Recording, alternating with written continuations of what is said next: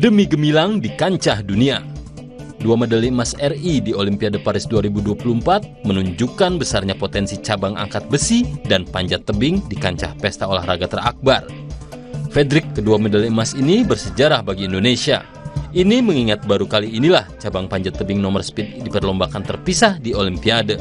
Dengan begitu, bagi 4 atlet panjat tebing Indonesia yang lolos kualifikasi Paris 2024, yakni Fredrik, Desak Maderi Takusuma, Rahmat Adi Mulyono, dan Rajia Salsabila, ini juga debut di Olimpiade.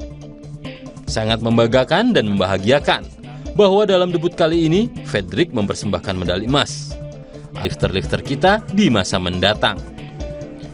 Cabang bulu tangkis DBON yang meloloskan atlet ke Paris 2024, baik yang meraih medali maupun yang belum, perlu dioptimalkan.